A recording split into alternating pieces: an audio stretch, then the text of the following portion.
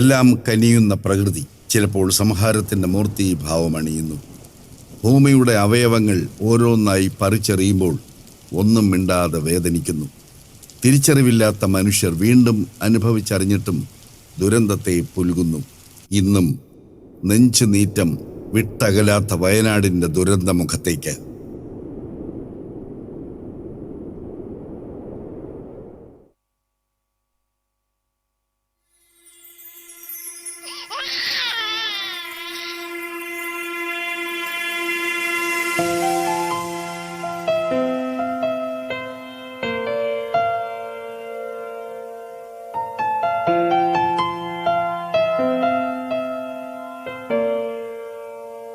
ചെറുപ്പത്തിൽ സ്കൂളിൽ ചേരാൻ ചെല്ലുമ്പോൾ തൊട്ട് നമ്മൾ കാണുന്ന ഒരു കോളമുണ്ട്.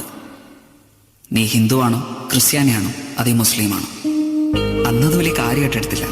പക്ഷെ ആ ചോദ്യം നമ്മൾ പോലും അറിയാതെ നമ്മളൊരു മതിലിന് പണി തുടങ്ങിയായിരുന്നു.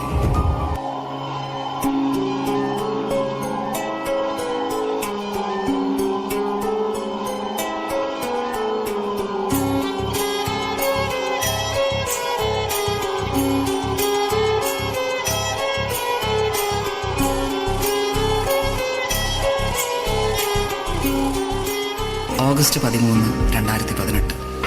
അന്ന് ഞങ്ങളുടെ നാട്ടിലൊരു മഴ പെയ്തു. മഴയല്ലേ, എല്ലാവർക്കും ഇഷ്ടമല്ലേ. സന്തോഷത്തോടെ ഞാൻ ഓടി മുറ്റത്തേക്ക് ഇറങ്ങി.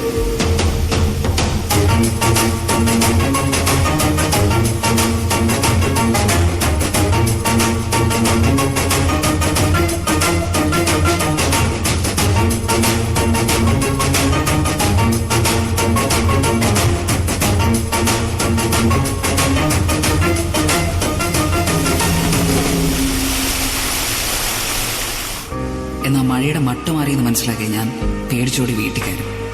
പക്ഷെ അവന് വിടാൻ പാവില്ലായിരുന്നു. വീട് വെള്ളം കൊണ്ട് നിറയാൻ തുടങ്ങി. എന്തു ചെയ്യണമെന്നറിയില്ല, ആരെ വിളിക്കണമെന്നറിയില്ല. ഒരു വഴിയില്ലാതെ ഞാനൊരു മുകളിലേക്ക് കയറി. അന്ന് അവിടെ വെച്ച് ജീവിതത്തിൽ ആദ്യമായിട്ട് ഞാനൊരു കാഴ്ച കണ്ടു. പണക്കാരൻ, പാവപ്പെട്ടവൻ, പണ്ഡിതൻ, പാമരൻ, താണജാതി, കൂടിയ ജാതി, ജീവന് വേണ്ടിയുള്ള ഇവരുടെ എല്ലാ നിലവിളിക്ക് ഒരു സ്വരമായിരുന്നു.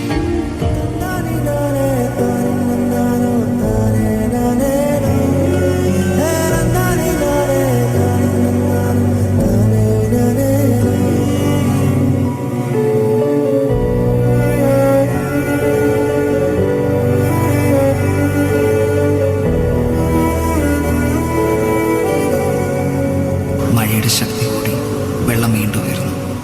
ഞങ്ങൾ ചുറ്റും നോക്കി, രക്ഷിക്കാൻ ആരെയും കണ്ടില്ല. പോകെ പോകെ പ്രതീക്ഷ നഷ്ടപ്പെട്ടു. ഇനി ആരും വരില്ലെന്നുറപ്പിച്ച് സ്വയം തോൽവി സമ്മതിച്ച് കൈകൾ ചേർത്ത് പിടിച്ച് കണ്ണുകളിറക്കി ഞങ്ങൾ മരണത്തെ കാത്തു. ഞങ്ങളാരും ഒരിക്കലും മറക്കില്ല.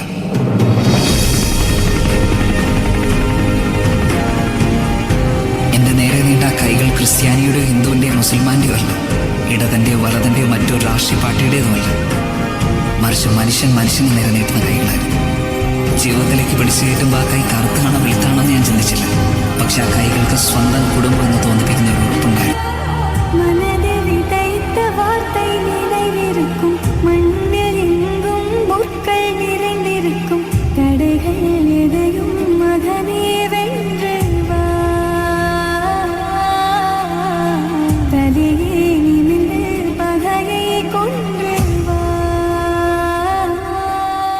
നന്ദി പറയാൻ ഇനിയുണ്ട്.